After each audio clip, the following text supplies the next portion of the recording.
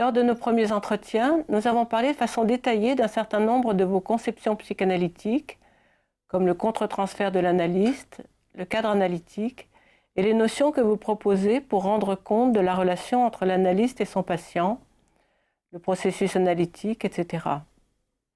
Aujourd'hui, nous adopterons un autre point de vue, un autre regard sur votre pensée. Vous m'avez dit que vous avez pris conscience récemment, et donc a posteriori, de la cohérence interne et dans leurs articulations de vos conceptions psychanalytiques et du fait qu'elles constituent un système de pensée. C'est ce que nous allons essayer de mettre en évidence aujourd'hui. Je crois qu'il en est comme ça pour tous les analystes.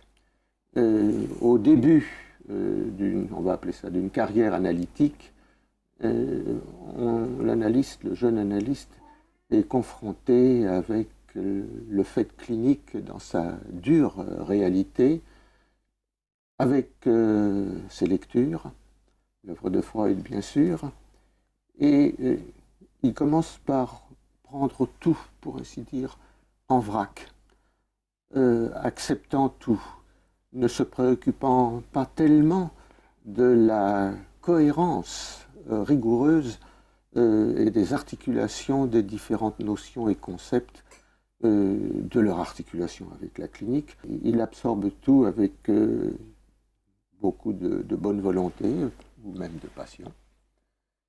Et ce n'est que progressivement que des préoccupations, justement, de cohérence vont se faire jour.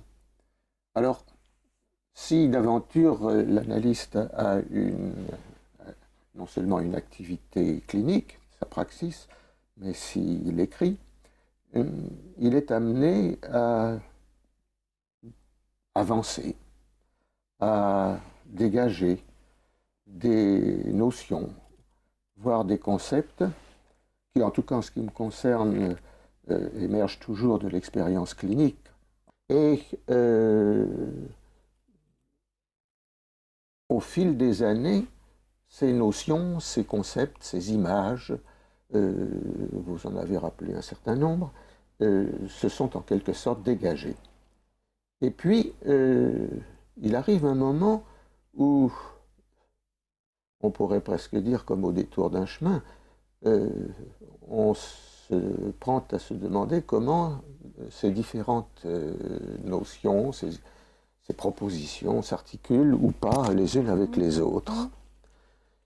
Et ce qui, personnellement, m'a frappé, c'est de constater que, sans qu'il y ait de ma part un projet initial, c'eût été totalement inconcevable d'ailleurs. Je me suis trouvé devant la dure réalité, les lectures, la théorie, la doctrine, un petit peu, on pourrait presque dire, naïf devant cela. Toujours est-il que ces notions, ces concepts, ces images, ces propositions, que ce soit le fonctionnement paradoxal, la chimère, le jumeau paraphrénique, etc., qui s'imposaient en quelque sorte, presque égoïstement sur le moment, tout seul, se sont révélés en fait avoir été comme inscrits dans ce que j'appellerais un système, au sens d'un ensemble, de façon tout à fait classique, d'un ensemble d'éléments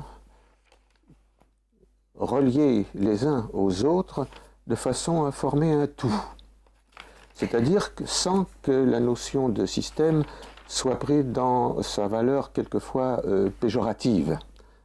Puisque vous me parlez de système, je suis allée voir un peu les définitions que je pouvais retrouver. Ah bon? Et bon, il y a des définitions dans le Larousse qui sont assez banales, mais dans l'encyclopédie universaliste, j'ai trouvé une définition dont certains éléments, en tout cas, m'ont paru tout à fait intéressants, que j'avais envie de vous proposer. Oui, volontiers, parce que c'est central. Oui. Alors, c'est une définition qui est donnée à propos, alors, du discours philosophique. Un discours philosophique est constitué d'un enchaînement de propositions.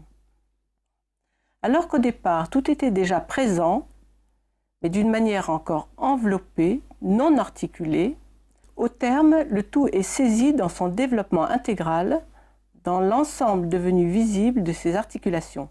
Cet ensemble constitue précisément le système. Celui-ci apparaît donc comme le déploiement de ce qui se donnait encore dans le moment initial, sous une forme non manifeste, mais seulement exigence de ce déploiement. Alors, j'ai l'impression que là, on a quelque chose qui est tout à fait central dans ce que peut constituer un système. Oui, tout à fait. Et je crois que là, on retrouve bien, par rapport à votre propre pensée, effectivement, des éléments, on peut dire que tout est au départ, et qu'en même temps, le système, bien, c'est le déploiement dans ses articulations. Alors, la question est de savoir si, justement, il y avait quelque chose, en quelque sorte, au départ, d'implicite qui contenait secrètement les développements ultérieurs. Je le pense, plutôt, je pense que ce n'était pas saisi, conçu au départ, qu'il y avait en quelque sorte un déterminisme, sans doute, mais dans la réalité ne s'est manifesté que secondairement. Et peu à peu, les choix, en quelque sorte, des sujets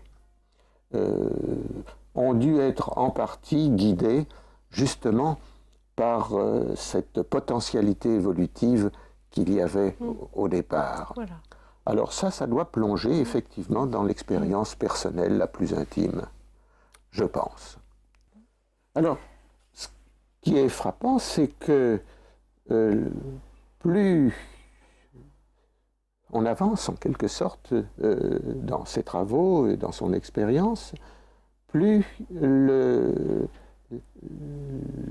la nécessité et l'exigence de cohérence ou d'interrogation à propos d'une cohérence s'impose. Et en même temps impose des choix doctrinaux. Parce que si l'on jette un regard, je ne parle pas sur l'ensemble des écrits analytiques, mais même si on regarde simplement chez Freud, on se rend compte qu'il y a un effort considérable pour synthétiser en quelque sorte, ou plutôt organiser les différents moments de la pensée de Freud, qui sont parfois parfaitement contradictoires les uns avec les autres. Une exigence se fait jour, et en tout cas c'est comme ça que je l'ai vécu, et que je me suis rendu compte que peu à peu, se précisaient des options, non seulement théoriques, mais même doctrinales, ce qui implique des impasses sur un certain nombre de notions et de concepts, ou tout au moins de les placer par rapport au reste, et non pas en quelque sorte de les voir comme des étapes successives d'une pensée en évolution. Oui, je vous disais qu'à propos donc de cette armature du système, de ces concepts clés qui existent chez vous, je préférais l'idée de pierre angulaire, des concepts clés conçus comme non seulement fondation elle-même, mais à partir desquels vos conceptions se sont forgées.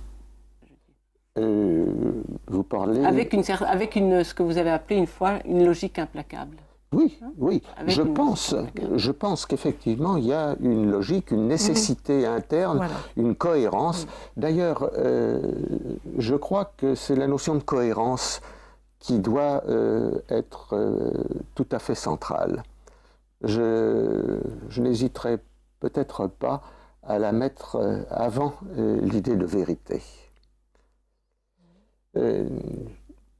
Ce qui compte dans un système, c'est sa cohérence, en fait. Alors, vous parlez d'un certain nombre de notions, qui auraient été en quelque sorte les pivots, les pierres angulaires. Oui. Je crois que là aussi, il faut adopter une perspective en quelque sorte historique. Pas au sens de la seule succession, parce qu'il y a des points nodaux, mais malgré tout, si je devais faire un choix, je crois que le premier point, ça a été cette opposition entre le même et l'identique à propos de la compulsion de répétition. Je dis que c'est un point, puisque j'opposais en quelque sorte le même comme la ressemblance approximative à l'identique, à la similitude, n'est-ce pas? Alors c'était tout à fait clé, puisque cette opposition avait pour objectif de revenir sur la notion de compulsion de répétition. Et que c'est effectivement un point nodal dans la théorie psychanalytique, tout à fait nodal, puisque on peut parler de répétition dans le transfert, mais de compulsion de répétition, et que Freud et les autres nombre d'auteurs ont mis en rapport la compulsion de répétition avec une théorie des pulsions. Or, comme je vous disais tout à l'heure, personnellement, je tiens à ce que les conceptualisations, même très théoriques, s'enracinent dans une expérience clinique. Je ne voyais pas la nécessité d'articuler d'entrée de jeu la compulsion de répétition avec une théorie des pulsions, et en particulier avec l'introduction d'une pulsion de mort. Mais c'est assez loin dans l'histoire, ça monte à pas mal d'années, et à cette époque-là, je n'avais pas encore ressenti la nécessité profonde de prendre position. Donc, j'ai préféré simplement, en me référant à la clinique, mettre de côté la notion de compulsion de répétition en tant qu'expression d'une pulsion de mort. Et en ce sens, j'étais tout à fait fidèle à la pensée de Freud, et de Freud même telle qu'elle s'exprime au-delà du principe de plaisir, puisqu'il dit que sur le plan clinique, la deuxième théorie des instincts n'a pas le même degré de certitude que la première. Donc, je me trouve... Mais je ne... La deuxième théorie des pulsions. Oui, la deuxième théorie des pulsions ou des instincts. D'ailleurs, vous savez, hein, oui, on ne va pas reprendre la discussion entre instinct et pulsion. De toute façon, l'une et l'autre ne tiennent pas la route. La notion d'instinct, bon, certes, nos collègues britanniques traduisent Tribe par instinct, mais enfin, il ne s'agit pas d'instinct. Oui, il s'agit d'autre chose. Quoique, quand on parle de pulsions sexuelles, de pulsions d'autoconservation, pourquoi on ne dirait pas instinct sexuel et instinct d'autoconservation? Enfin, je vois les choses quand même autrement. Donc, il y a eu ce moment. Et je crois que c'est tout à fait essentiel, si je veux me reporter à l'histoire de ce développement des idées, les miennes j'entends, puisque je me retrouve en quelque sorte, à l'heure actuelle, amené à prendre position dans un choix définitif. Ça n'a pas toujours été le cas. Par exemple, quand à propos du narcissisme, quand j'ai introduit la notion de spectre d'identité, en fait, sur le moment, je ne me suis pas tellement posé la question. Je me suis posé la question uniquement sans en débattre, en restant au sein de la problématique sexuelle. Libido, objectal, libido narcissique, mais il s'agissait de la pulsion sexuelle, toujours. Oui, mais enfin, vous parlez surtout de la libido narcissique. Oui, mais ça, je ne la voyais pas, en quelque sorte. Il s'agissait toujours de la libido. Il s'agissait toujours de la pulsion sexuelle, si l'on veut. Gardons la manière de parler, mais même si elle devait être mise en question dans un esprit de rigueur, mais gardons quand même. Alors que maintenant, il est évident que, en ayant, au terme de ces travaux, ayant abordé la question de l'identité sous un tout autre angle, je me voyais en quelque sorte devoir, tout en maintenant ce que j'ai appelé le spectre d'identité, c'est-à-dire les différentes positions que la libido narcissique peut prendre dans l'esprit du sujet lui-même, d'avoir quelque chose que j'appellerais l'identitaire et qui n'était plus afférent à la problématique sexuelle libidinale, objectale ou narcissique. Donc, il y avait eu une exigence qui s'est affirmée progressivement pour finalement prendre une option, mes amis la connaissent bien, une option qui est maintenant claire et qui opte radicalement pour la première théorie des pulsions. Et vous dites une exigence, peu à peu une exigence s'est manifestée, qui a fait que vous avez introduit, à côté de ce problème de l'identité, du spectre d'identité, cette notion de l'identitaire. Hein. Alors, comment pourrait-on comprendre la nature de cette exigence et la façon dont elle s'est imposée? La problématique identitaire, au sens, pas au sens où je l'entends banalement, elle est, on peut dire, en résumant beaucoup les choses, qu'elle se situe entièrement dans le champ objectal, c'est-à-dire la distinction entre le moi et le non-moi. C'est ce que vous avez développé avec la notion de spectre d'identité. Pas tout à fait, puisque moi, je ne me parle pas, dans le spectre d'identité, je ne parle pas du tout du moi. Je parle des... Je reviens dessus, si vous le voulez bien. Je pense que, même si ça conduit à une position qu'on a pourrait accuser de solipsiste, je pense que nous ne communiquons avec autrui qu'à travers sa représentation. Sa représentation qui se trouve donc logée dans notre appareil psychique. Si bien que dans notre appareil psychique, il y a la représentation de l'autre et la représentation de soi. Ces deux représentations sont l'objet d'un investissement. Si c'est la représentation de soi, un investissement libidinal. La représentation de soi représente le pôle narcissique, la représentation de l'autre, le pôle objectal. Et que l'identité, en fonction de ce spectre d'identité, se révèle être quelque chose qui justement n'est pas du tout assuré. C'est une des positions essentielles pour moi.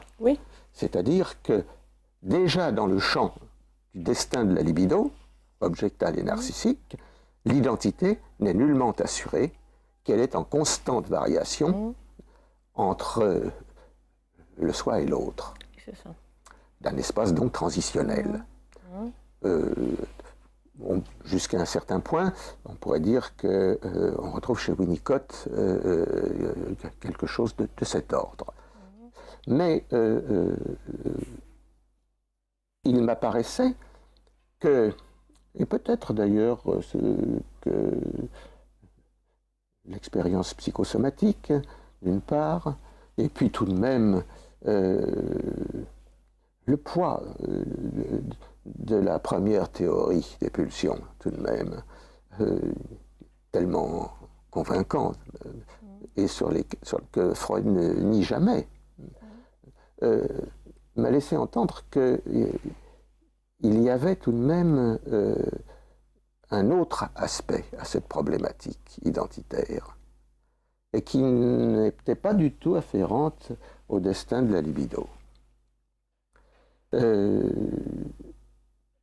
J'y étais d'autant plus engagé que au premier trait de génie de Freud, qui était le dégagement de la notion d'un inconscient systémique, il y a eu un deuxième temps qui passe en général presque dont on ne parle pas, à mon avis.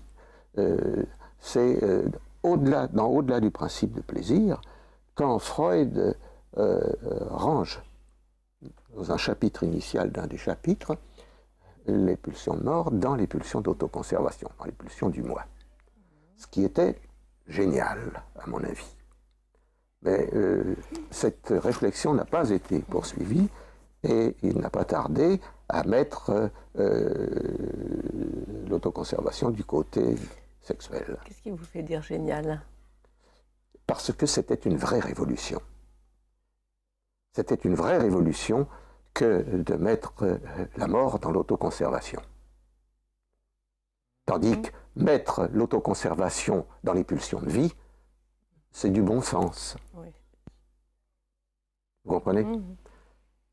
Et je m'interroge toujours pour savoir pourquoi, de même qu'on peut s'interroger pourquoi Freud a détruit un certain nombre de textes métapsychologiques, on peut s'interroger pourquoi cette idée tout à fait révolutionnaire n'a pas retenu davantage son attention, oui, à mon avis. J'ai envie quand même de vous pousser un peu plus là sur justement ce qu'il y a de révolutionnaire à mettre l'autoconservation du côté du moi. Attention, je n'ai pas dit ça exactement. J'ai dit de ranger les pulsions de mort parmi les pulsions du moi dites d'autoconservation. C'est tout à fait révolutionnaire. Le mot autoconservation semble en quelque sorte contradictoire avec celui de mort. Et d'ailleurs, je vous dis, tout de suite après, Freud se détourne de cette vue et il met l'autoconservation du côté de la vie. C'est très important, parce que ce qui est programmé dans cette vision, où on range les pulsions de mort, enfin ce qu'on appelle les pulsions de mort parmi les pulsions d'autoconservation, ce qui est programmé pour l'individu, c'est la mort. C'est très différent parce que l'autre manière de voir, dans laquelle les pulsions de mort sont rangées du côté des pulsions du moi dites d'autoconservation, c'est pas la mort qui est programmée, c'est la durée de vie. Ça n'a pas l'air de prime abord de faire sourciller, mais je crois que c'est tout à fait fondamental. D'autant que je trouve que je crois être tout à fait fidèle à l'esprit de Freud, que sur le plan clinique, elle ne nous sert pas à grand-chose, à mon avis. Peut-être à nous détourner, en tout cas, à nous détourner d'une certaine réflexion. Il y a d'autres arguments, tout de même. Si on garde le terme de pulsion, on est obligé de le reconnaître dans toutes ses définitions. Et on a un extrême embarras pour trouver, par exemple, répondre à l'interrogation « quelle est la source ?» D'autre part, c'est beaucoup plus fécond de considérer que tout ce qui apparaît à première vue comme létal est en fait l'expression d'une défense désespérée pour survivre.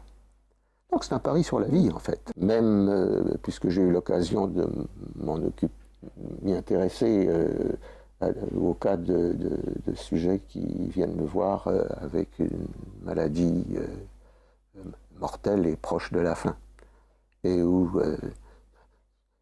ils ne venaient pas en fait pour qu'on les aide à mourir, mais pour qu'on les aide à faire un travail psychique, même avec quelquefois des arguments qui, à première vue, quand quelqu'un vient vous voir avec des métastases généralisées et qui vient vous demander, certes, il y a ça, mais j'aimerais bien réduire quelques éléments névrotiques qui n'ont pas été réduits précédemment par une autre analyse. Ça peut surprendre à première vue, c'est-à-dire vivre jusqu'au bout, quoi. Alors, j'ai donc jugé que comme repère, l'ancienne, plutôt la première théorie était à retenir. Alors c'est très important parce que ça implique que nous avons deux énergétiques. Et là, il y a un point de discussion. Il y a une énergétique libidinale et une énergétique que j'appellerais actuelle, qui est celle de l'autoconservation.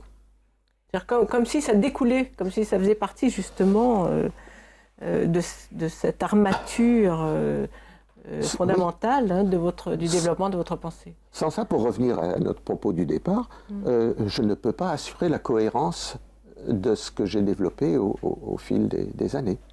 Je ne peux pas arriver à une vision cohérente. C'est pas possible. Il y a une nécessité profonde de prendre position, indiscutablement pas d'entrée de jeu, cela s'est fait petit à petit, mais ça me paraît évident. Alors, évidemment, on peut vivre sans se préoccuper de tout ça et puis travailler au jour le jour comme ça se présente. Pourquoi diable aller se préoccuper de la cohérence d'un édifice théorique? Moi, je pense que ça vaut la peine, je pense que ça a des retombées. Par exemple, justement, quand on se trouve confronté avec des faits cliniques de ce que je viens de parler. Mais, après tout, peut-être qu'on peut vivre sans cette interrogation. Je ne vais pas dire que chacun doit suivre la même voie, la même route. Après tout, si on n'en sent pas le besoin. Si on veut travailler d'une façon rhapsodique, avec pulsion de ceci, pulsion de cela, n'importe comment. Vous appelez ça rhapsodique? Oui. Bon. Mais on a bien besoin quand même d'une référence théorique. On n'est pas uniquement dans le ici et maintenant, enfin, on n'est pas uniquement dans oui, mais j'observe bien souvent que la nécessité de cohérence, au sens où je l'entends, n'est pas partagée généralement. Est-ce qu'on peut faire du travail clinique indépendamment? Sans s'être préoccupé d'une cohérence théorique? D'une conception théorique en tout cas. C'est important, étant donné que dans le cadre d'un entretien comme celui-là, c'est pas un livre. Il faut donc en donner l'essentiel, l'âme en quelque sorte. Et c'est pour ça que j'insiste sur une sorte d'exigence qui s'est imposée à moi au fil des temps, et que cela correspondait à un déterminisme rigoureux qui, au départ, n'était pas conçu. Un déterminisme rigoureux dans votre démarche de pensée? Dans ma démarche de pensée. Un déterminisme rigoureux. Et c'est ça qui est intéressant à mes yeux, parce que, oui, c'est ça le système, parce que je repense, je ne sais pas si ça m'est venu dans un de nos précédents entretiens, mais je pense à un petit poème de Queneau qui avait été publié dans les années qui ont suivi la Libération, dans le journal Combat, et où, avec son humour particulier, il disait « Bon Dieu de bon Dieu, je ferais-t-il bien une petite aquarelle ?» Ah, la gouache, elle a foutu le camp. Bon. Bon Dieu de bon Dieu, je ferais-il bien un petit système? Non. Il s'est fait pour répondre à certaines exigences et qu'il y avait un déterminisme concernant des exigences intellectuelles et qui n'étaient pourtant pas perçues. Oui. C'est-à-dire qu'au sens descriptif, il y avait quelque chose d'inconscient, mais pas du tout l'inconscient systémique. J'entends bien. Mais c'est un petit peu ce qui m'a paru intéressant dans la définition de l'encyclopédie, quand elle dit que tout est donné au départ, mais encore inarticulé, enveloppé, et que finalement le système, c'est le déploiement dans ces articulations. Exactement. Et ça m'a paru une idée extrêmement juste. C'est tout à fait ça dont il s'agit. Et intéressante par rapport au système, justement, vu non pas dans son côté, justement, péjoratif de systématique et d'enfermement. Qui pourtant existe bel et bien. Hein, oui. Mais je pense que c'est pas de ça dont vous voulez parler. Pas du tout. Pas du tout. Et je crois que qu'il fallait bien se démarquer de ça. Absolument. Alors, j'ai dit tout à l'heure que le premier point, le point nodal, ça avait été cette opposition entre la répétition du même et la répétition de l'identique. Mais il est évident que ça, il y avait avant cela, cette fois, on dirait, beaucoup plus dans mon vécu personnel, implicite, compris au départ, effectivement, les points d'interrogation, d'intérêt qui allaient, au fil des années, se révéler. C'est ce que j'ai souvent parlé, puisque, en gros, on peut dire que c'est malgré tout la problématique identitaire qui retient spécialement mon attention, c'est-à-dire de l'incertitude identitaire. Donc, on pourrait dire que l'expérience affective qui est l'élément moteur de tout cela, c'est tout de même l'incertitude identitaire. Ça m'intéresse bien que vous disiez ça, parce qu'en préparant cet entretien, justement, ce qui m'était apparu, c'est que dans ces concepts clés ou cette armature si vous, de base de votre système de pensée, là où véritablement commençait à se dégager votre apport personnel et vos conceptions personnelles, c'est au moment où effectivement, dans cet article, je crois, Si j'étais mort, oui. Vous avez commencé à dégager cette problématique identitaire et parler justement du spectre de l'identité et de cette instabilité de la notion de l'identité du sujet, le moi ne pouvant jamais totalement se dégager du non-moi. Et je pense que cette conception-là, jointe ou conjuguée avec justement l'idée de la prévalence de l'économique, au fond produit de façon presque dans cette logique imperturbable dont vous parliez, tout ce qui concerne justement la relation de l'analyste et du patient, le contre-transfert de l'analyste, toutes vos idées sur vos notions sur la chimère, sur les pensées paradoxales, sur... Tout m'a semblé découler de cette conjonction-là. Tout à fait. Tout à fait. Alors, si tant est qu'il y ait quelque chose d'original là-dedans, on pourrait dire que c'est en premier lieu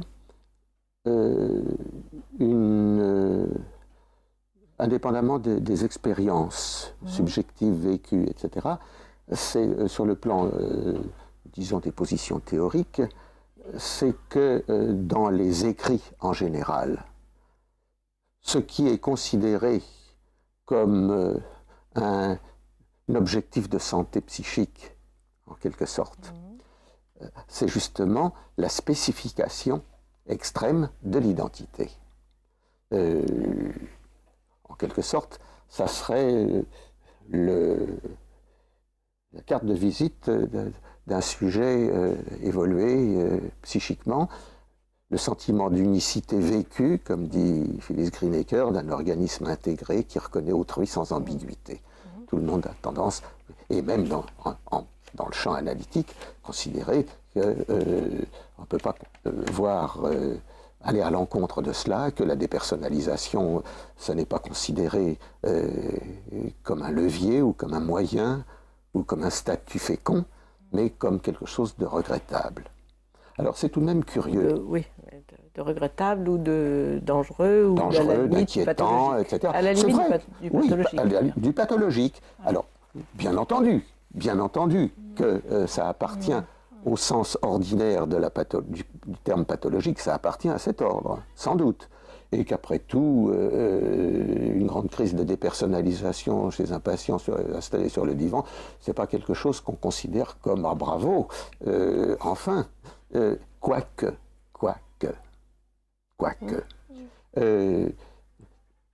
Je trouve tout de même frappant que je me sois trouvé en quelque sorte à voir comme analyste Maurice Bouvet, qui a fait un rapport sur la dépersonnalisation.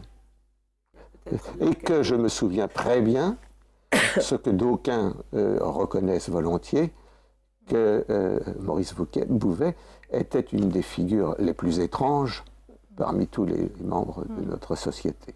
Un personnage extrêmement étrange, que j'avais choisi, je pense, à cause de ça. À cause de ça, sans doute. Certainement. Certainement.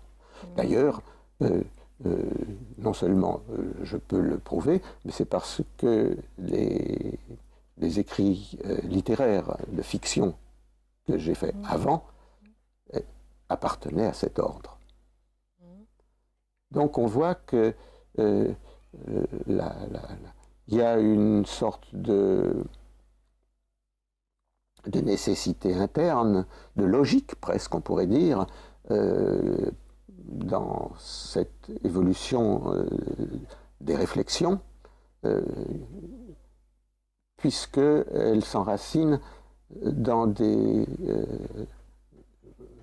vécus, dans des options, des sensibilités, aussi, des affinités. Et des affinités.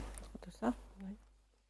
Alors, que cela conduise, là est le paradoxe, parce qu'on pourrait dire qu'on se retrouve dans le monde de l'indicible, de l'étrange, on pourrait avoir une vision en quelque sorte un petit peu romantique, un conte d'Hoffmann, si vous voulez, et que cela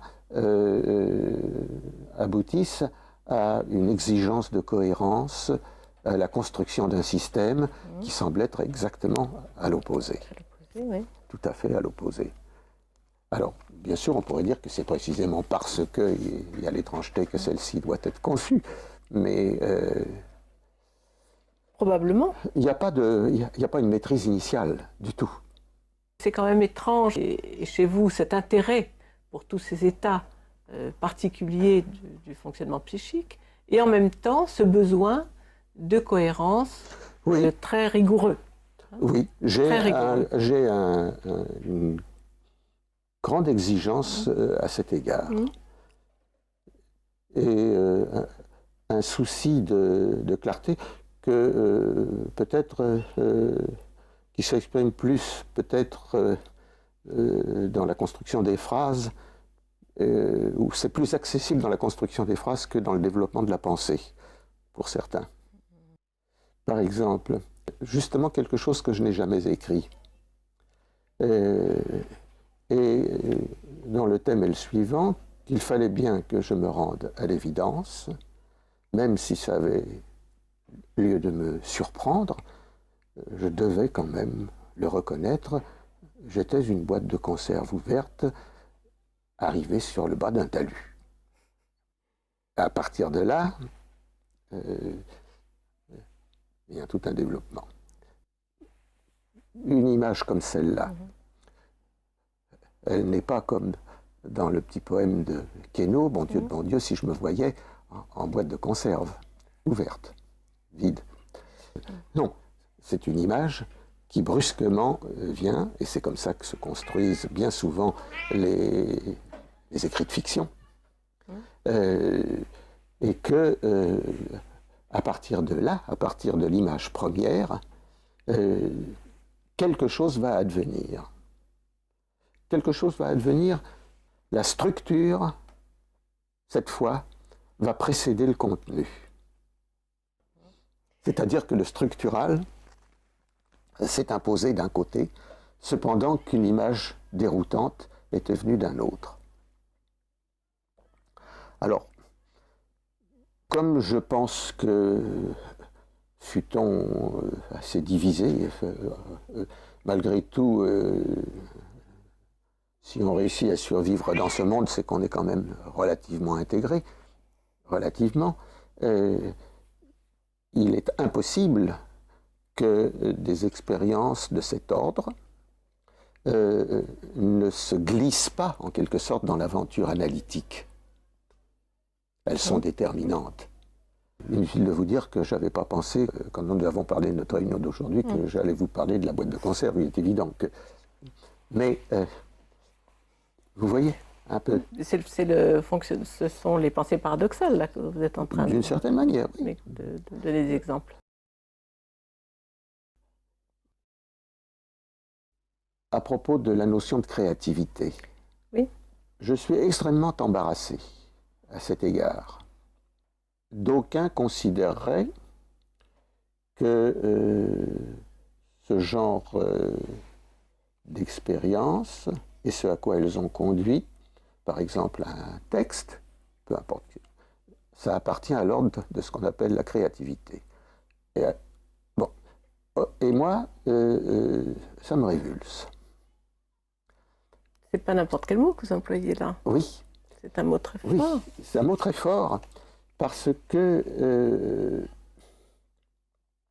d'abord, je pense que pour ce qui est de l'esprit du sujet, ça ne vaut pas un clou.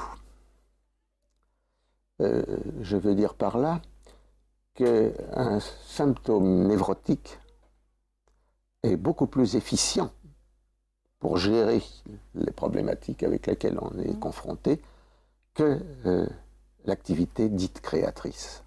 Vous pensez à l'activité créatrice artistique? Oui. C'est ça. Oui.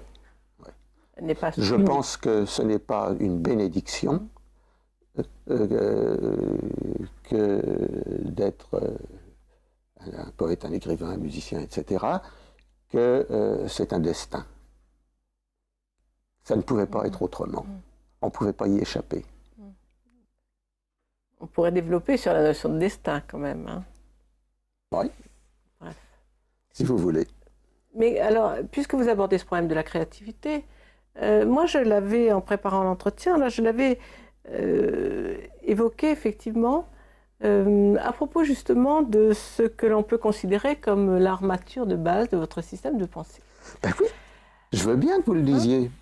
Mais attendez, je dis pas seulement comme ça. C'est-à-dire que je sais que je vous ai entendu dire bien souvent que vous n'aviez pas d'idéalisation particulière de tout ce qui est de la production dite artistique qui, très souvent, dans notre culture, dans notre société, l'est de façon tout à fait, sans doute, excessive.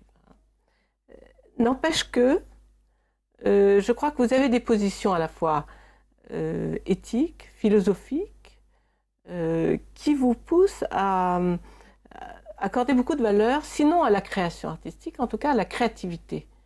Ne serait-ce que dans la mesure où la créativité est la façon de faire advenir le potentiel. Or, qu'est-ce que vous dites d'autre à propos de la cure analytique et de l'objet de l'analyse? Sinon... Bon Dieu, oui. Bon Dieu de bon Dieu. Sinon que c'est justement la façon de faire advenir le potentiel. Hein, tout à fait, ce que vous dites à propos de la guérison, par exemple. Tout à fait. Donc la créativité, là, elle intervient, et elle ne vous révulse pas, là. Elle a tout à fait une autre fonction. C'est pas du tout la même chose. C'est pas du tout la même. C'est pas du tout la même chose. Parce que je conçois effectivement, par exemple, la névrose de transfert. Bien justement, je me singularise à cet égard en ayant une conception de la névrose de transfert, non plus en quelque sorte comme la répétition dans la relation avec l'analyste du passé, mais au contraire d'une construction. À deux. Hein, et les deux, inconscient, préconscient. Voilà. Et donc, si vous voulez, d'une construction qui se fait avec les instruments qui sont parfois les mêmes que celui de la création artistique. Simplement, l'objet lui-même n'est pas une œuvre au sens plein du terme. N'empêche que vous dites quelque part que la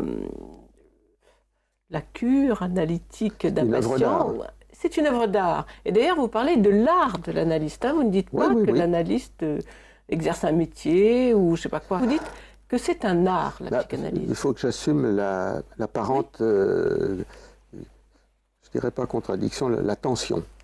Oui, Vous c'est un point intéressant parce que, effectivement, vous vous rappelez les points auxquels j'ai attaché du prix, à savoir qu'on peut considérer la cure analytique sous l'angle d'une œuvre d'art, que ce sont les mécanismes qui sont à l'œuvre, par exemple, dans la construction d'une interprétation, a quelque chose à voir avec l'art, d'une part, et essentiellement d'ailleurs fugace.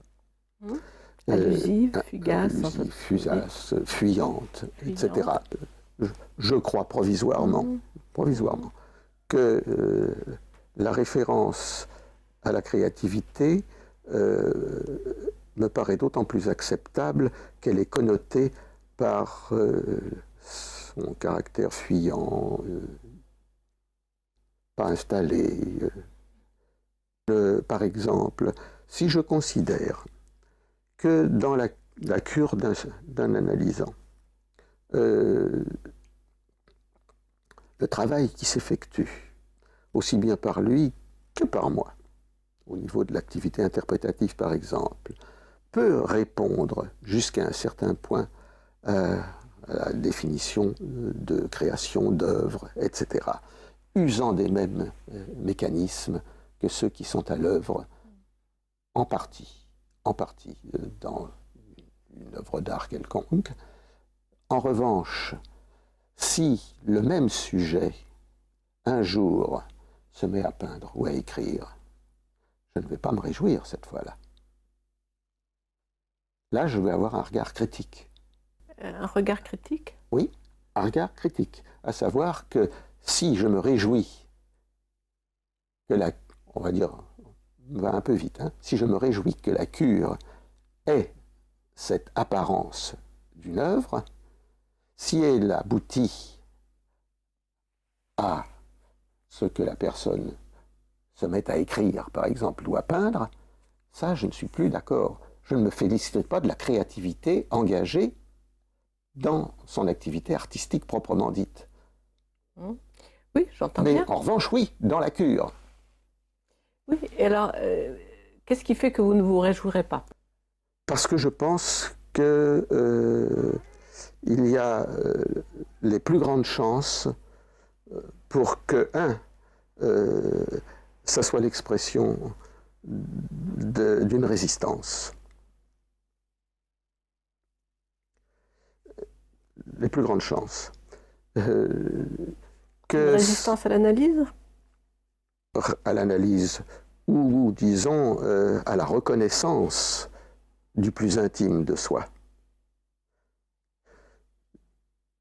Je crois. D'autre part, la vertu économique de l'activité créatrice dans la vie est médiocre. La théorie de la sublimation l'indique déjà, puisque l'acte sublimatoire effectué, immédiatement la destructivité, l'agressivité se dégage et ça n'a pas de vertu durable. Il faut tout de suite recommencer. C'est donc un fatum. Le sujet n'a pas pu faire autrement. Les plus grandes œuvres dont nous pouvons jouir, nous, spectateurs, procèdent d'un destin chez l'artiste, souvent dramatique d'ailleurs. Et les œuvres les plus percutantes sont souvent celles qui ont été produites par les artistes les plus troubles et les plus troublés. Plus troublés? Oui. Ça ne leur a... Ils ne pouvaient pas faire autrement. Si bien que... Et puis, je trouve que, du point de vue, disons, d'une certaine sensibilité esthético-éthique, se gargariser avec la créativité ne me plaît pas beaucoup. Et je pense que là, justement, il y a à distinguer entre création artistique, dont vous dites qu'après tout, c'est une production que l'on peut considérer comme une résistance et qui n'a pas de valeur particulière, pas de statut particulièrement Est-ce que c'est important, intégrateur ou pas? Quand vous dites dans vos articles et dans vos écrits, quand vous expliquez fort bien que pour qu'il y ait changement, quelque chose qui réaménagement dans une psyché, il faut qu'il y ait un ébranlement. Oui. Un ébranlement, justement, il faut déborder le moi pour pouvoir libérer de l'énergie Oui. d'investissement. Et pour ça, il faut ébranler dans la sphère entre le préconscient et le conscient. Il faut créer le scandale. Il faut créer le scandale. Et il faut aussi créer cet ébranlement au niveau de l'identité. Oui, Vous oui, je suis tout à fait d'accord. Bon, oui, bien sûr, vous êtes d'accord, puisque c'est ça que vous expliquez, c'est ça que je dis. tout à fait votre position. Pour une fois, je suis d'accord avec moi. Vous êtes d'accord avec vous, là. C'est pas mal, ça. Et vous dites que pour qu'il puisse y avoir, justement, alors, n'employons pas le mot de créativité ou de création, mais introjection pulsionnelle, c'est-à-dire réaménagement et réintrojection de quelque chose d'autre. Remaniement permanent de l'économie. Remaniement permanent de l'économie. Il faut qu'il y ait d'abord des liaisons, c'est-à-dire acceptation des vécus de perte, de deuil, etc., pour qu'il puisse y avoir liaison nouvelle. Et donc, introjection pulsionnelle. Voilà. C'est ça que vous dites. Alors, oui. La créativité, elle est là. Dans ce remaniement et ce réaménagement permanent. Et en tout cas, elle est dans ce que vous dites à propos de la guérison. Je ne veux pas vous pousser dans vos retranchements, mais si. Quand vous dites, bon, le concept de guérison, ça ne peut pas être, si on le compare à ce qu'on peut dire en médecine, ce qui est la restauration d'un état antécédent, antérieur. Faire advenir. En tout cas, en ce qui concerne l'analyse, ça ne peut absolument pas être ça, puisque c'est faire advenir quelque chose qui était potentiel et qui n'a jamais existé. Et par là même, c'est restaurer, redonner au patient sa liberté de fonctionnement. Alors c'est à vous d'expliquer. Alors là, c'est complètement... Alors moi, la créativité, je la mets là. Bon. Enfin, il me semble. Et le dédain que vous professez pour la créativité, là, je le partage pas. Je crois qu'au fond, vous dites ça. Non, parce que... quand on parle de créativité, on a en vue quelque chose de moins égoïste, comme une production proposée à l'autre. Il est possible que je sois mobilisé à l'excès, parce que j'ai l'impression qu'on se gargarise un peu trop avec la créativité. Oui. Et que ce n'est pas... il y a quelque chose qui me gêne esthétiquement. Mais est-ce que vous seriez d'accord pour qu'on fasse cette différence entre création, y compris création artistique, au sens d'œuvre artistique, donnée à voir, etc., et créativité qui peut s'exercer, y compris dans le fonctionnement de la psyché, comme ça. Oh, bien sûr. Est-ce qu'on peut faire cette différence? Est-ce qu'elle vous paraît acceptable, sinon pertinente? C'est différent quand même. Parce qu'il y a quand même l'inventivité, la capacité à intégrer du nouveau, ce remaniement, tout ça, est-ce que c'est pas de l'ordre de la créativité? Et est-ce que c'est pas quand même ça qui est dans la perspective du travail analytique? La créativité, si vous voulez, créativité implique la mise en œuvre de mécanismes vis-à-vis desquels l'approche analytique n'est pas suffisante. Là, moi, je vous parlais de créativité par rapport à la psychanalyse, du travail de la séance et du travail de l'analyste avec ses patients. C'est embêtant parce que,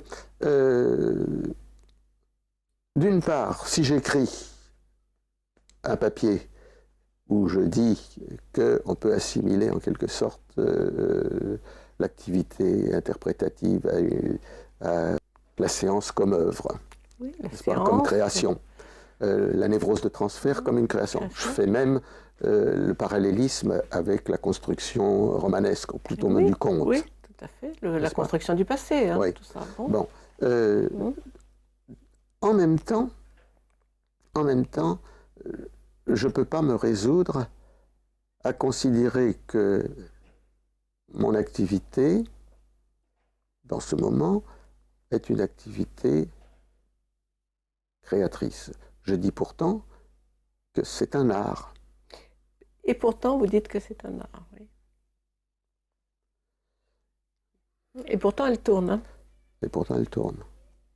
La production d'une œuvre, même si elle se fait à partir d'images et en usant de mécanismes identiques jusqu'à un certain point à ceux dont nous usons dans le travail analytique, ne sont pas uniquement à l'œuvre dans une œuvre.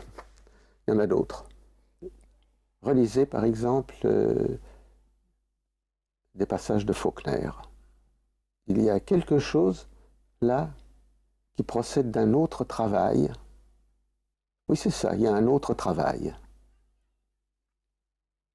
Dans l'œuvre littéraire, oui, ou artistique. Il y a un autre travail. User du même vocable créativité pour une séance, et pour ça, c'est impropre. Mais je reconnais qu'il y a une grosse difficulté là. Mais simplement, elle n'est pas résolue, quoi. Bien, pour revenir à la notion donc de système de votre pensée, n'est-ce pas à partir de la prise en compte conjuguée de la prévalence de l'économique dans la vie psychique et la nécessité de libérer de l'énergie d'investissement, et d'autre part de la conception du spectre d'identité, que découle, avec une logique implacable, la façon dont vous concevez la relation entre l'analyste et son patient, les différentes notions qui rendent compte du processus analytique, à savoir la chimère, les pensées paradoxales, la névrose de transfert, etc., comme produit de l'imbrication des inconscients de l'analyste et de son patient. Ça revient à poser la question de, à partir de ce que vous venez de rappeler, ce qu'il en est de la situation analytique, de la relation entre les protagonistes et du destin de ce qui s'y passe. Je crois que c'est une idée qui maintenant est tout à fait reconnue, banale à certains égards, que les protagonistes ne sont pas deux entités face à face, ou enfin dans la situation que l'on sait, radicalement distinctes l'une de l'autre. Et cela se vérifie facilement dans un examen attentif de la situation analytique, de l'échange, des échanges qui se développent entre les protagonistes.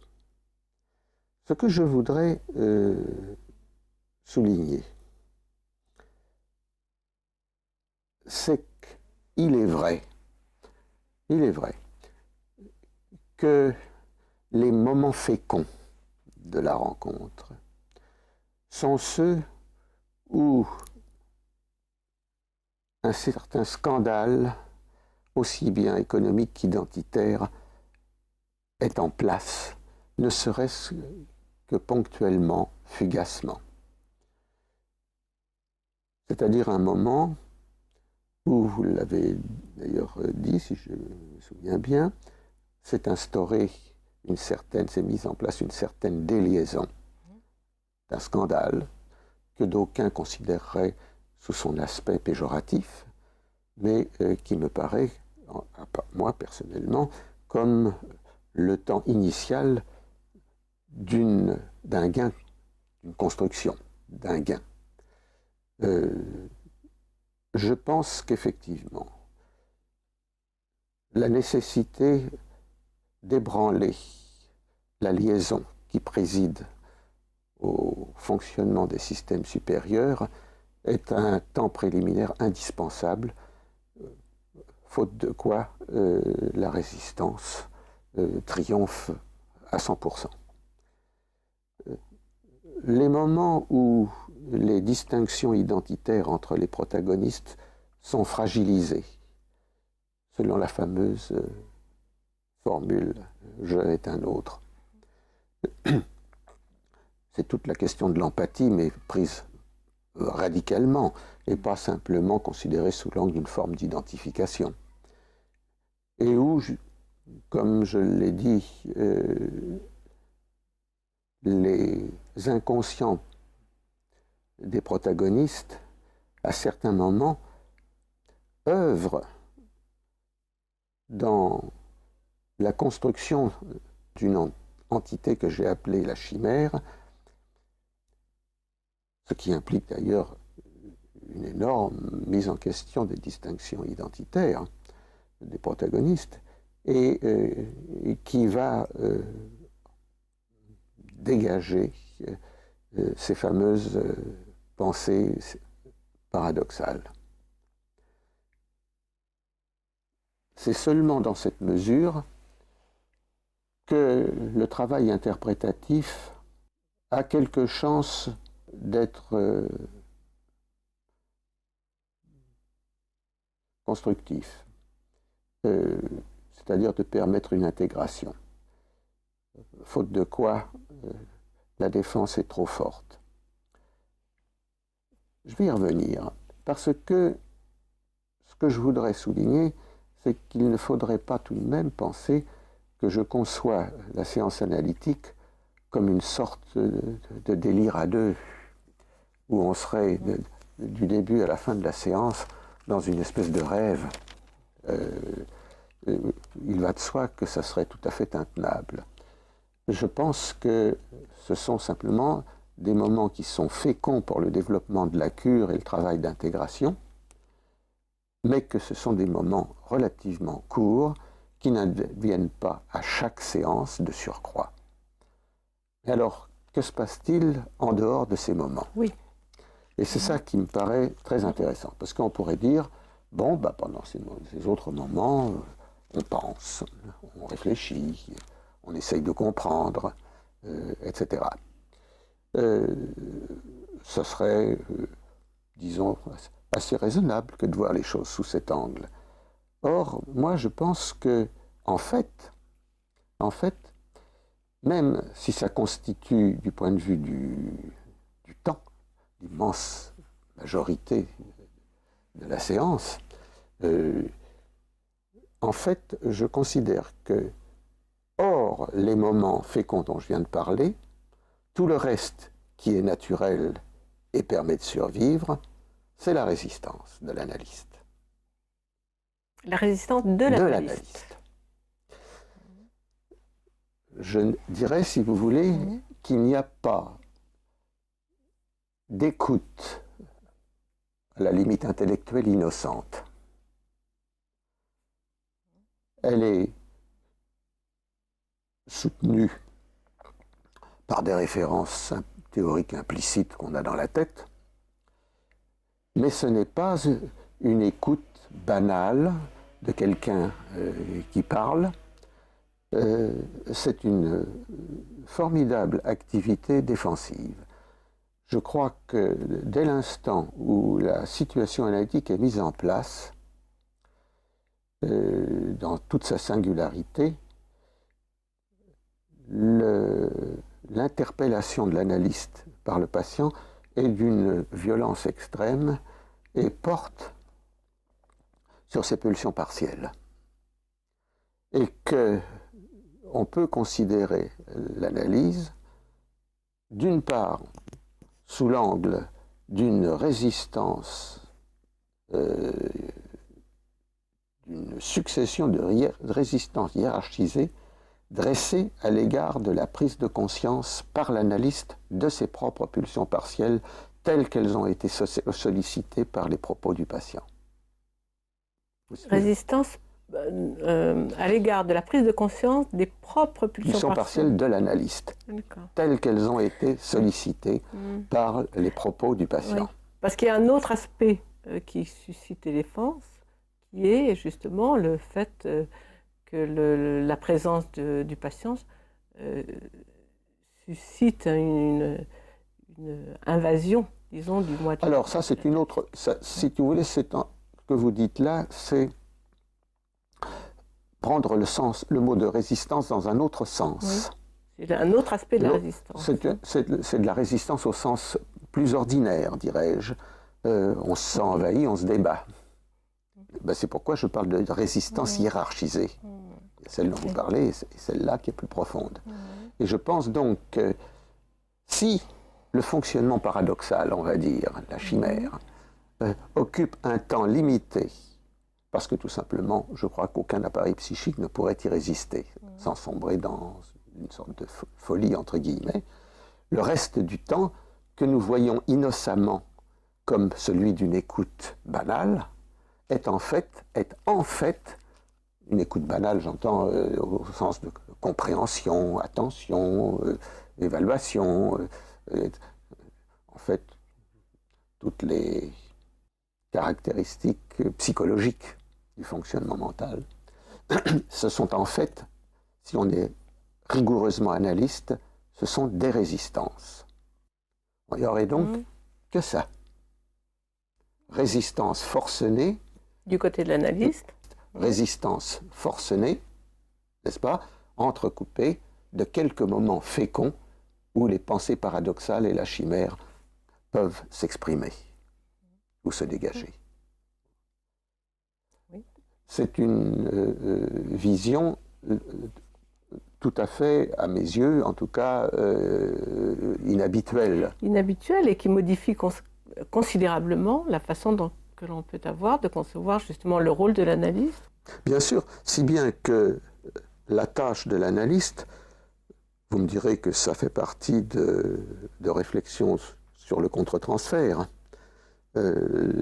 mais la tâche de l'analyste consiste non seulement à comprendre son patient, mais à prendre conscience de ce contre quoi est dirigée son écoute intellectuelle ou ses évasions. Parce qu'il s'évade aussi. Là, on rejoint quelque chose qui ressemble davantage à ce que vous avez évoqué, se défendre contre l'intrusion, n'est-ce pas? Mais oui. Au dessaisissement. Il y a un dessaisissement et donc une protestation narcissique de la part de l'analyste, etc., qui peut s'évader, c'est autre forme de... Mais ce n'est pas la même résistance que celle qu'il oppose à ses propres pulsions partielles.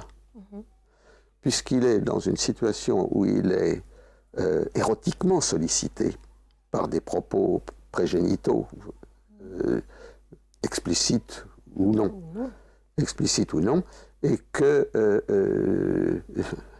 il n'est pas question de faire autre chose que d'entendre.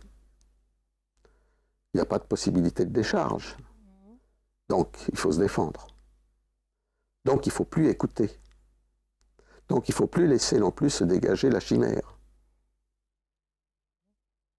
Donc, ce que vous montrez, c'est que l'analyste est, à sa façon, dans l'exercice de sa fonction d'analyste, en difficulté.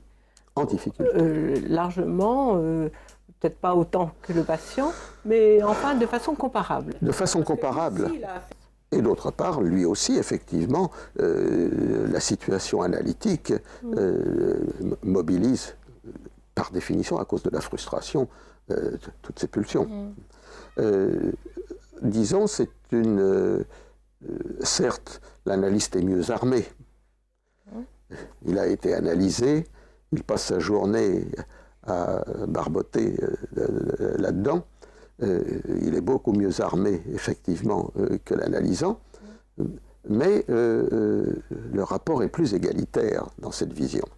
Je crois que ce qu'il y a de très frappant dans vos conceptions, c'est que vous montrez effectivement une sorte d'équivalence, pratiquement, de difficultés, même si elles sont d'ordre un peu différent, sont décalées plutôt, oui, je dirais, fondamentalement différentes, entre l'analyste et le patient. Oui. Et ça, c'est quand même une vision tout à fait qui renouvelle beaucoup la pensée et la compréhension de ce qui se passe dans le cadre de la cure. Je pense que c'est important, je crois. Et ça, je crois que c'est... Enfin, il m'a semblé que c'est à partir non seulement de votre conception du fonctionnement psychique, donc on voit bien que le fonctionnement psychique, côté Bien analyste sûr. et côté patient, est soumis à la même Bien sûr. nécessité de dégager d'énergie d'investissement et d'être effectivement sous la primauté de l'économique, mais aussi par rapport à vos réflexions sur l'identité et Absolument. au fait que le moi n'est jamais totalement indépendant du non-moi. Alors vous voyez comme on est loin Voilà. de l'objectif idéal que je citais tout à l'heure, du dégagement identitaire, l'unicité vécue d'un organisme intégré qui reconnaît autrui sans ambiguïté. Et je crois que là, effectivement, vous le démontrez d'une façon tout à fait... Vous comprenez, c'est une autre vision de la situation analytique. Et puis comme ça, on peut mieux comprendre et puis comme la difficulté de la tâche. Oui. Et aussi, on peut comprendre pourquoi ce travail de paresseux, où on est installé inerte dans un fauteuil, puisse être si fatigant. Il y a une dépense en résistance qui est quelque chose de fabuleux. Dépense et illustration du dur métier d'analyste. Alors, toujours dans cette perspective de dégager ce déploiement du système de votre pensée, j'ai repris l'exemple aussi de l'interprétation. Ce que vous dites de l'interprétation, par exemple, qu'elle doit évidemment abandonner le langage secondarisé, qu'elle doit utiliser la régression formelle, s'appuyer sur l'identification primaire, etc. Bien, tout ceci procède directement de ce que vous dites de la chimère, des pensées paradoxales, et à ce titre, ce que vous affirmez aussi, c'est que l'interprétation échappe à celui qui l'énonce. C'est-à-dire que c'est une production de la chimère, c'est-à-dire dans cet espace intermédiaire qui est produit aussi bien par le patient que par l'analyste. Oui, cela étant, il faut distinguer dans le travail interprétatif ce qui porte sur le contenu même et ce qui porte sur la défense. Oui. C'est banal, c'est classique, mais je dirais un petit peu la même chose que ce que j'ai dit tout à l'heure à propos des protagonistes. Dans le travail interprétatif, ces interprétations qui usent de la régression formelle, qui valorisent en quelque sorte la métaphore, la condensation, disons, plus précisément, avec pour objectif, ou en tout cas qui espère, qu'elles porteront au niveau du préconscient, dans ce seul lieu où des remaniements peuvent se produire. Ce qui est important, ne sont pas les seules activités interprétatives dont use l'analyste au cours de la séance. D'abord, la plupart du temps, il parle pour ne rien dire, puisqu'il est occupé à se défendre. En gros, on pourrait se poser la question, mais à qui parles-tu et pour qui parles-tu au moment où tu prends la parole? Je suis très perplexe sur le pourcentage de paroles qui sont réellement destinées à l'analysant.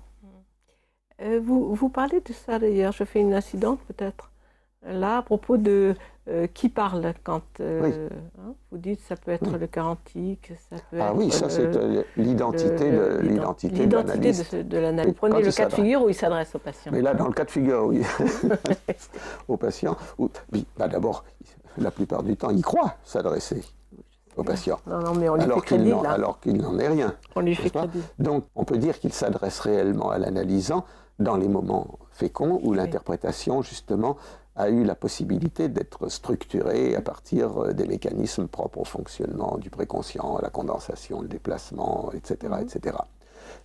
Mais que cela n'est possible que dans la mesure où il y a eu déjà un ébranlement premier, identitaire d'une part, et au niveau économique d'autre part, c'est-à-dire une certaine déliaison où l'énergie s'est remise à circuler.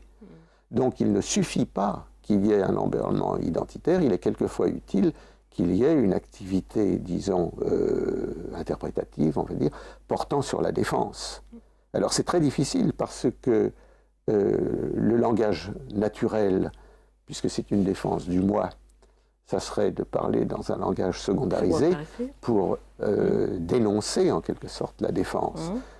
Malheureusement, ce n'est pas toujours possible et qu'on se limite à ce moment-là à mettre en contiguïté des propos. Il y a donc une activité qui porte sur la défense.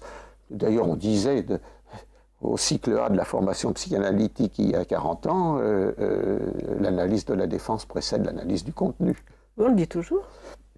Oui, on le dit toujours. On le dit toujours. Mais ce que vous dites, c'est que... Moi, je dis que l'ébranlement économique et identitaire précède la prise de parole métaphorique.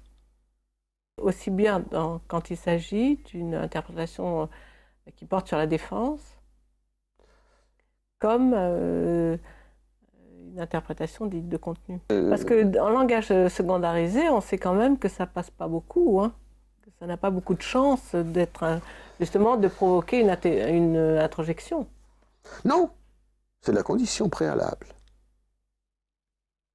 Puisque interprétant la défense, tout ça c'est classique, vous remettez en circulation une certaine énergie d'investissement qui était bloquée dans le contre-investissement. Oui. Considération économique hyper classique, mais qui n'aboutit pas toujours à une action précise. Dans le fond, les analystes semblent, pour des raisons qui sont des raisons complexuelles, surtout animés par l'intérêt pour l'interprétation de contenu. Veulent comprendre, maîtrise, etc. Mais le travail sur la défense est en général très défaillant. Très défaillant.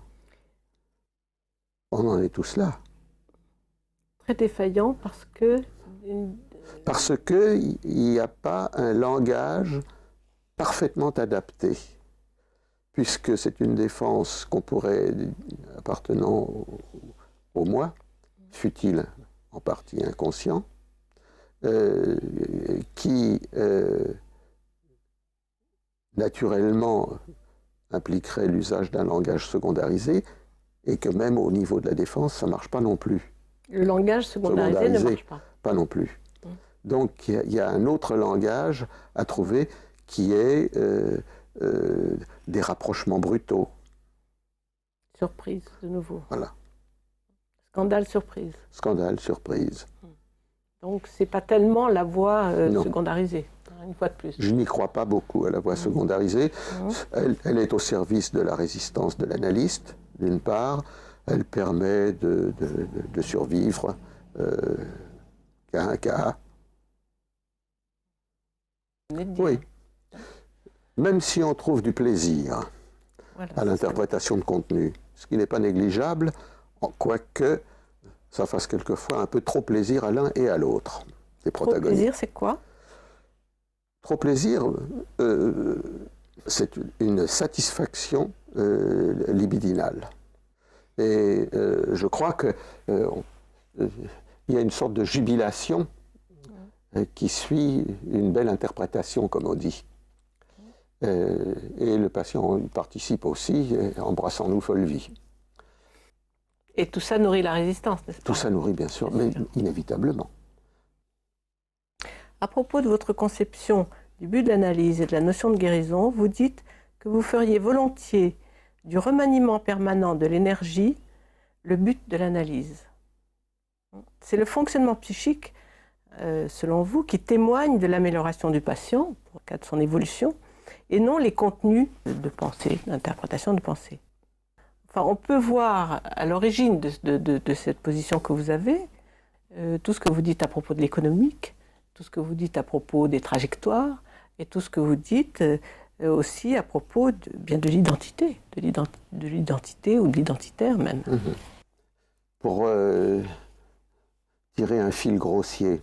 Il est assez classique de considérer que le progrès possède en quelque sorte de la levée de l'amnésie. Se remémorer. Personnellement, je reste un peu perplexe devant cela. Ce n'est pas qu'il n'y ait pas des levées de l'amnésie en portant sur tel ou tel souvenir. Ça peut s'observer, mais s'il fallait attendre en quelque sorte le recouvrement de la mémoire intégrale, etc., on attendrait longtemps. Donc, c'est pas ça qui peut être attendu. D'abord, est-ce qu'on a le droit d'attendre quelque chose?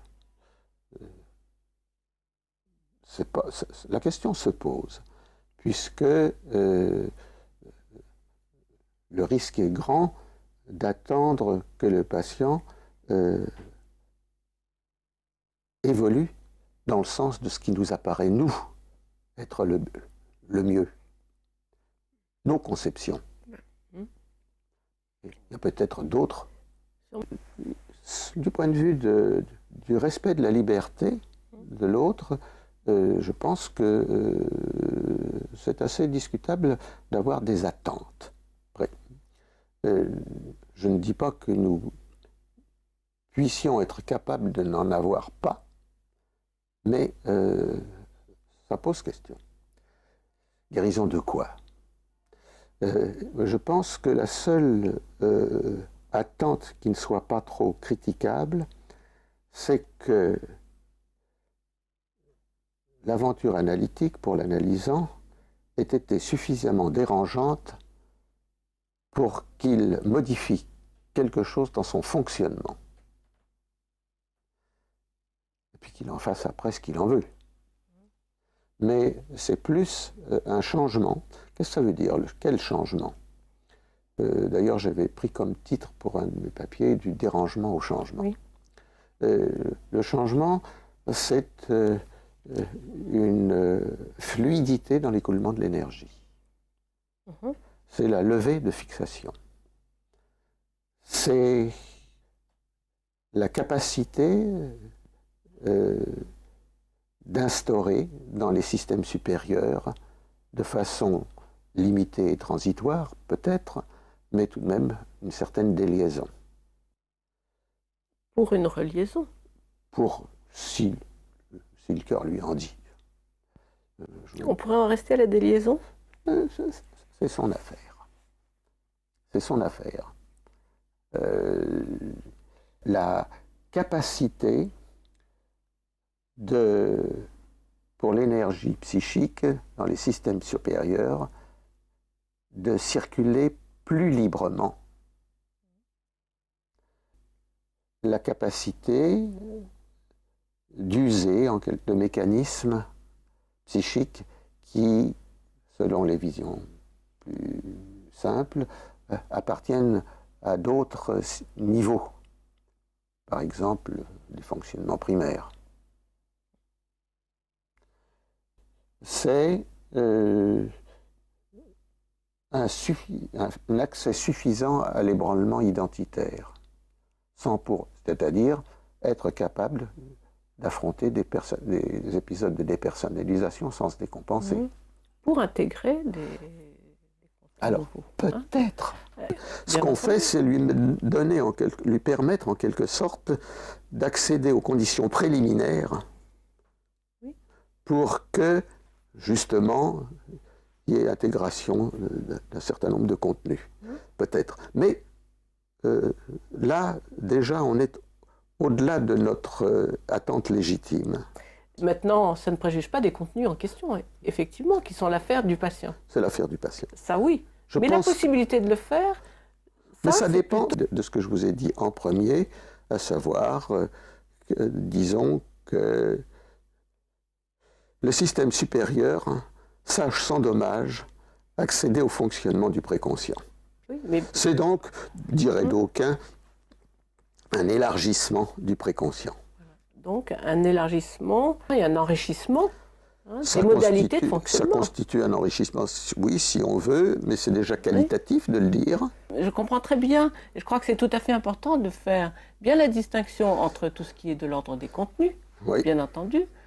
Oui, mais vous allez comprendre que il y a une différence entre ce que vous pouvez faire et attendre dans la situation analytique même et la référence aux principes qui gouvernent vos attitudes. Quand vous traitez des principes, vous utilisez un langage un peu différent. Par exemple, je proteste, non, aucun objectif de quoi que ce soit, uniquement remaniement permanent de l'énergie, et puis point final. Vous parlez de ce qui se passe quand on se trouve sur le terrain, afin de, pour. Il y a donc, pour une même chose, deux langages. Le langage selon lequel vous développez les principes légitimes de votre action, et puis votre action sur le terrain qui accepte ou exige un autre langage. C'est-à-dire que sur le terrain, vous ne pouvez pas éviter le afin de, en vue de, pour. Théoriquement, non. Tandis qu'en théorie, vous pensez que oui? Je pense, je ne veux pas le savoir. Je vois, mais je pense que c'est un tout petit peu jésuitique, quoi. Un tout petit peu. Mais c'est pas grave. Hein. Oh, il y a des jésuites analystes. Oui, oui. Je pense en tout cas que ce qui est fondamental, c'est qu'effectivement, ça ne porte pas sur des contenus. À plus forte raison, si on considère les fameux critères de terminaison de cure, vous comprendrez qu'on puisse raidir la position théorique. Normalisation de la vie sexuelle, etc., etc. Des choses qui nous font rougir. Hein. Ça fait honte. Ça fait honte, ça. Vraiment, on se dit, mais comment c'était possible? Alors, c'était dans une autre, je pense, conception, mais enfin... C'est un Américain. Les Américains sont plus enclins à ce genre de propos. Je les excuse dans la mesure où la demande de prise en charge n'est pas la même. Alors, c'est peut-être pas tout à fait la même analyse. Non. J'avais évoqué 2 points, enfin j'avais prévu d'évoquer 2 points dont on a d'ailleurs un peu parlé déjà. À propos de la guérison, je vous posais la question de votre façon de substituer à cette notion de guérison celle de changement, oui. Et au changement, où la condition du changement étant le dérangement, c'est-à-dire on revient là encore à la notion d'ébranlement et d'économique. Oui. Hein? Je pense qu'on en a dit assez là-dessus. Je voulais aussi vous relancer à propos de la création, de nouveau, de l'analyse. L'analyse est une création en ce qu'elle fait advenir ce qui est potentiel, dites-vous, dans le sujet. Hein? Contrairement à la guerre. Je ne vais pas dire guerre, le contraire, hein, même si j'ai envie. Potentiel, vous en avez envie, mais bon. Non, je le laisse dire. Vous l'avez développé de façon très précise en comparant la guérison au sens médical, qui vise à restaurer un état antécédent d'équilibre et de bonne santé, à la guérison dans la perspective psychanalytique, qui ne peut pas viser au retour à un état précédent, mais au contraire à un état qui n'a jamais été. Et c'est là que vient s'inscrire, à mon avis, la notion de créativité. Oui, je ne vais pas vous chicaner. Je complète ça, c'était non seulement l'analyse en tant qu'elle fait advenir ce qui était potentiel, et à ce titre, elle tend à restituer au patient une liberté interne. Et donc là, on arrive à quelque chose qui n'est pas concept psychanalytique, bien entendu, mais qui est une position philosophique, éthique, qui a son importance. Conséquence, liberté, conséquence. C'est une conséquence, mais on peut dire que ça s'inscrit dans la visée du travail analytique. La visée de qui? Du travail analytique, commun. Oui. Oui. Bouvet racontait que, à cette époque-là, ça se faisait lorsqu'un patient, à la fin d'un entretien préliminaire, demandait « Mais docteur, qu'est-ce que j'ai ?» comme on demande à un docteur. Et Bouvet répondait les termes que nous utilisons nous servent seulement à communiquer entre nous. Ce que vous devez savoir, c'est que vous êtes entravé dans l'exercice de votre liberté. » Alors, vous voyez bien, puisque ça se situe au moment de l'entretien préliminaire, on peut supposer qu'au terme d'un certain nombre d'années d'analyse, ou plutôt l'analyse qui va être entreprise pendant un certain nombre d'années va tendre à lever ses entraves. Oui, et qu'est-ce que vous en pensez, vous? Mais j'en suis bien d'accord, moi. Je pense que c'est la visée. Je ne dis pas qu'on y parvient. On peut changer de maître. Pour ne pas nous attarder trop, donc j'avais pensé qu'on pouvait effectivement retrouver dans votre conception du rêve ou de la mémoire, du fonctionnement de la mémoire, des choses qui sont effectivement là aussi à la base de votre conception de l'identité, de la construction. Oui. Et de la construction permanente. Absolument. Vous l'avez rappelé, c'est un fait, au niveau de la mémoire. Si vous voulez, je dirais que c'est devenu assez courant de considérer la question de la mémoire d'une façon un peu différente, à savoir de problématiser la notion de passé, de voir que c'est quelque chose qui se construit. Et que c'est un récit construit qui se substitue à la réalité objective de ce qui a eu lieu autrefois. Et qu'on ne connaît pas. Et qu'on ne connaît pas. Qu'on ne connaîtra jamais. Qu'on ne connaîtra jamais. Et que moi je pense qu'il y a une succession ininterrompue de réécritures. Indépendamment de la sollicitation explicite de la mémoire, il y a un travail portant sur justement le passé et qu'il est réécrit, si vous voulez, de façon continue, en fonction d'ailleurs de la problématique pulsionnelle du sujet à tel ou tel moment, et aussi en fonction des grandes étapes. Par exemple, je pense que la prégénitalité chez un névrotique est réécrite en termes de castration. Je pense, n'est-ce pas ? Cela étant, je ne crois pas, alors ça mérite peut-être, parce que c'est une position qui n'est pas, je crois, habituelle, je ne crois pas à la notion de trace mnésique. Oui. Je pense qu'il y a un... Je ne pense pas, parce que trace implique, comme s'il y avait eu, d'ailleurs, qu'à se reporter aux idées de Freud, telles qu'il en parle dans l'esquisse, en particulier, mais qu'il y ait des modifications neuronique absolue et figée. Il y a une sorte de mémoire fichier. Oui, ça. Je ne crois pas à la mémoire fichier. Il n'y a pas de stockage et que, en revanche, qu'il y a un récit permanent, mensonger, qui recrée au fur et à mesure, qui invente au fur et à mesure. Remanier, recréer, remanier, inventer au fur et à mesure pour mettre en place la vérité de demain. D'aujourd'hui. Oui, mais enfin qui sera valable demain. Comme vous dites souvent dans les entretiens de patients, y a-t-il quelque chose d'important dont vous n'auriez pas parlé? Oui, il y a une chose importante dont on n'a pas parlé. C'est quand vous avez parlé du point de vue de l'économique, de l'énergétique, qu'on n'a pas fait état de la problématique concernant l'opposition entre énergie actuelle et énergie libidinale. Oui, mais peut-être que vous pourriez en dire un mot, là. Il m'est apparu justement que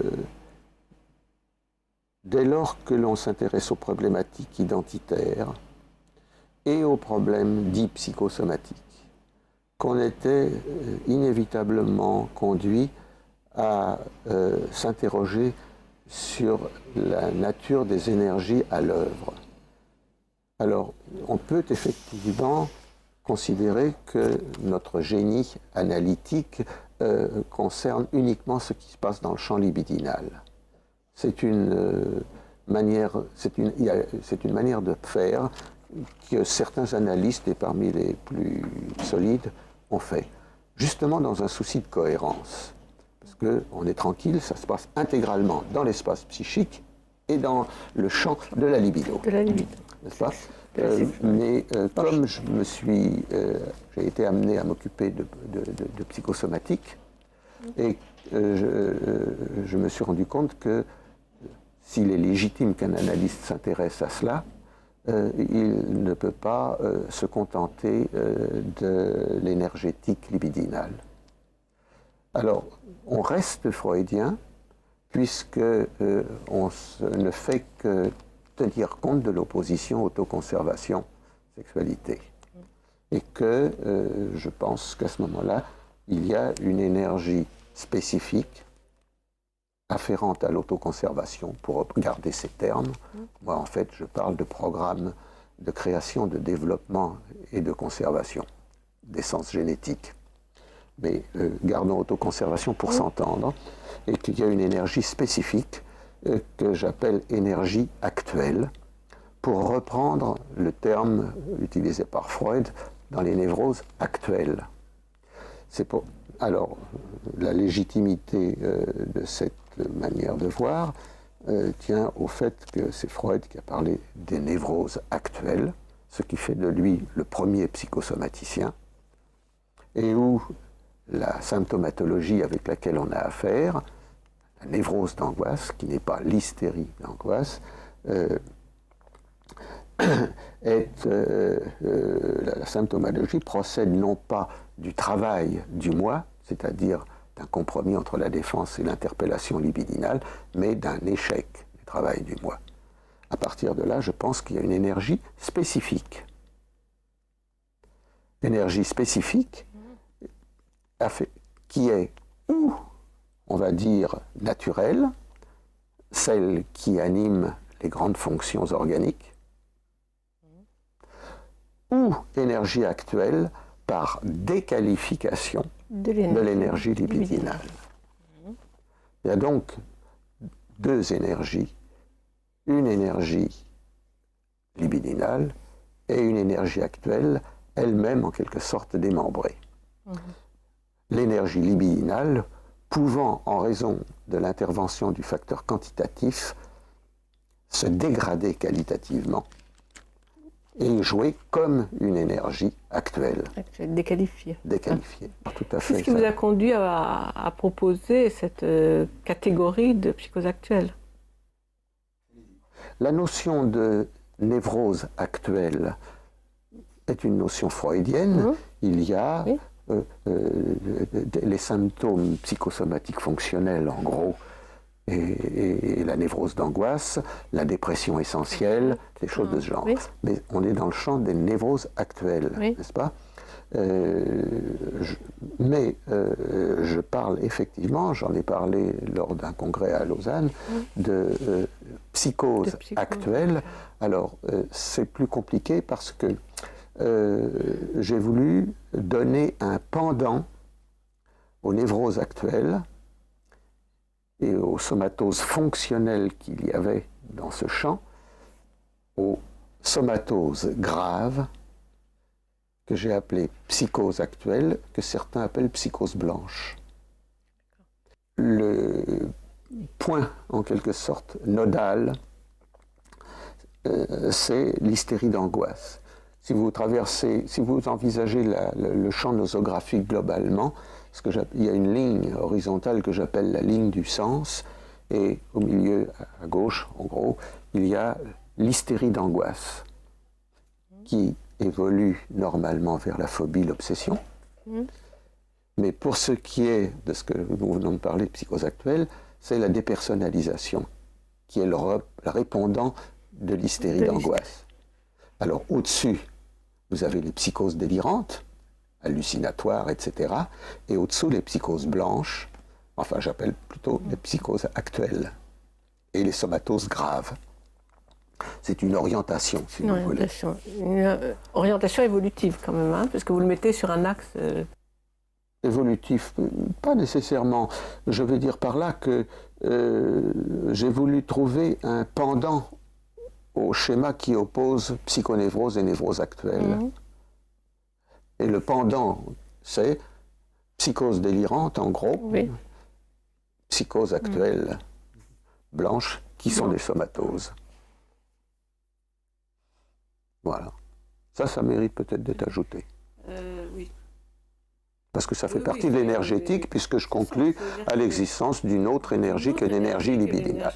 Il y a un dualisme énergétique qui m'embarrasse un peu, puisque je pensais d'abord à un monisme pulsionnel, parce que je restais dans le champ de la libido. Tant qu'on reste dans le champ de la libido, il y a un monisme pulsionnel. Mais vous voyez, comme là, c'est compliqué. Alors maintenant, vous êtes dans un dualisme pulsionnel, bien que vous récusez la pulsion de mort. Bien sûr. C'est une autre dualisme. Ben oui, c'est autoconservation. Oui, non, mais autoconservation, énergie actuelle. Mais je reste moniste dans le champ libidinal. Mais globalement dualiste. Globalement, enfin, plus exactement, dans le champ libidinal, je suis moniste au départ, dualiste par différenciation objectale narcissique, et je suis dualiste globalement puisque je conçois une énergie spécifique non libidinale. Ce ne sont pas la faim et l'amour. La sexualité s'est appuyée, s'est étayée aux grandes fonctions physiologiques qui, elles, ne sont pas libidinales. Donc c'est cette énergie-là. C'est cette énergie-là qui est l'énergie actuelle. Qui est l'énergie actuelle. Qui, elle, peut aussi varier quantitativement, etc. Oui, bien sûr. Et être objet de dégradation. Et c'est elle que vous faites intervenir essentiellement, justement, dans la psychosomatique. Oui. Essentiellement.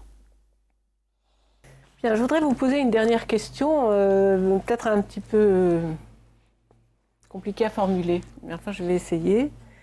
Vous êtes toujours réclamé d'une très grande fidélité au concept freudien, à la théorie freudienne, à la première topique en particulier, et de votre exigence, effectivement, d'une très grande rigueur par rapport à ces concepts que vous avez tout à fait intégrés, disons en gros, oui, grosso modo, que vous avez intégrés, et qui constituent justement ces concepts de base de votre propre réflexion théorique psychanalytique. Oui.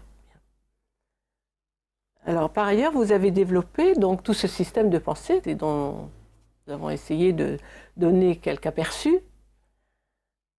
Et effectivement, on se rend compte à vous lire et à vous entendre que vous avez développé toute une conception qui rend compte plus exactement d'une réalité différente ou aperçue différemment que celle que l'on peut trouver dans les textes de référence.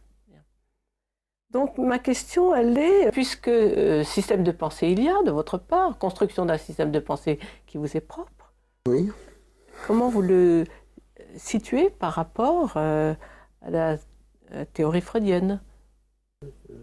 Je pense que, pour commencer, on est rigoureusement freudien si on reconnaît dans sa plénitude les notions de transfert, de résistance, de sexualité infantile et d'inconscient systémique. Et je dis bien « et d'inconscient systémique ». Oui, vous insistez particulièrement là-dessus. Parce que je crois que l'analyse, l'édifice analytique est l'objet d'attaques redoutables de la part des analystes et qui sont dirigées contre la notion d'inconscient. La notion d'inconscient tel qu'il est décrit dans les écrits métapsychologiques. Inconscient systémique. Les positions que je défends, dont on vient de retracer certains aspects, ménagent, à mes yeux, intégralement la notion d'inconscient. C'est-à-dire, entre autres, dans toutes ses caractéristiques d'intemporalité, de non-représentation de la mort, de juxtaposition des contraires, etc. Ça me paraît fondamental. Il ne me paraît pas nécessaire, en l'occurrence, de reconnaître, par exemple, la notion de pulsion de mort pour être freudien. Je cite volontiers, je rappelle volontiers cette parole de Jones. L'œuvre de Freud serait-elle arrêtée avec les grands écrits métapsychologiques de 1915 ? On aurait eu un état de la psychanalyse classique, plutôt complète dans sa forme classique. Je pense que... Rien n'y aurait manqué ? On aurait eu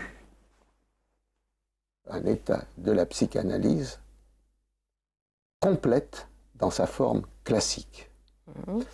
Je ne crois pas que dans mes positions, j'ai pu m'écarter en quelque sorte des exigences qui permettent de rester inscrit à l'intérieur de cet édifice, de cette doctrine. Sans doute que on ne retrouve pas, sans ça, ça n'aurait pas été nécessaire de le faire, on ne retrouve pas dans les écrits classiques un certain nombre de... La chimère n'y figure pas, les pensées paradoxales non plus, mais je me suis posé la question de savoir si ces développements ne pouvaient pas constituer les bases ou les germes d'une déviance. Je me suis interrogé là-dessus. Je pense que non. Je me doute bien que vous ne pensez pas au terme de l'ensemble de vos réflexions et de vos travaux que votre pensée constitue une déviance. Mais ma question, c'est plutôt comment elle s'inscrit, où est-ce qu'elle s'insère, est-ce qu'elle vient compléter quelque chose par rapport à la pensée psychanalytique freudienne? Eh bien, d'une part dans les écrits métapsychologiques, dans la première théorie des pulsions, c'est-à-dire l'opposition autoconservation et sexualité. À un autre niveau, dans ce qui a retenu un peu l'attention de Freud, dans l'inquiétante étrangeté. Oui. Vous voyez qu'il y a donc d'un côté la rigueur métapsychologique et de l'autre l'inquiétante étrangeté. Voilà, si vous voulez, c'est vis-à-vis de ces deux ordres que se développe, qu'on peut considérer que se développe votre propre réflexion et vos propres... L'inquiétante étrangeté et les grands écrits, et la métapsychologie. Encore un point, si vous voulez bien. En fait, ce qui apparaît, il semble que vous avez été beaucoup plus sollicité dans votre réflexion et dans votre apport théorique par tout ce qui concerne la libido narcissique et ses destins. Oui. Et les structures non édipiennes, pour ne pas dire narcissiques. Oui. Que par la libido objectale et les structures édipiennes. Oui, oui, alors, c'est vrai. Est-ce que c'est à partir de votre réflexion sur l'identité? En partie. Ou pour d'autres raisons? En partie, et aussi peut-être parce que j'avais l'impression que le terrain n'était pas suffisamment défriché. Ça voudrait dire qu'au fond, votre propre apport de réflexion théorique vient en quelque sorte compléter, disons, un pan de la théorie analytique. Oui, sur le narcissisme. Sur le narcissisme. Tout au moins dans les écrits freudiens. Dans les écrits freudiens, c'est-à-dire l'introduction du narcissisme 1914. Donc ça viendrait au fond pour approfondir, poursuivre et compléter ce domaine auquel bien d'autres ont pensé, mais à ma manière, si vous voulez, j'ai effectivement eu le sentiment qu'il y avait lieu de développer quelque chose qui finalement qui était assez limité. Dans les écrits freudiens. Ça serait la réponse là. Où s'inscrit votre apport dans avant tout dans le développement, si vous voulez, s'appuyant sur le plan de l'expérience, les états d'inquiétante étrangeté d'un autre côté servi par une approche métapsychologique aussi rigoureuse que je pense pouvoir l'être, et le tout au service du développement de la réflexion sur, disons, les problématiques qu'on appelle narcissiques et identitaires, Oui. qui peut-être étaient dans l'œuvre de Freud, mais beaucoup d'auteurs, surtout contemporains, les ont développés à leur manière. C'est surtout ça. Ça me paraît bien résumé. Bien résumé. Bien, je vous en remercie infiniment. Et moi aussi de même.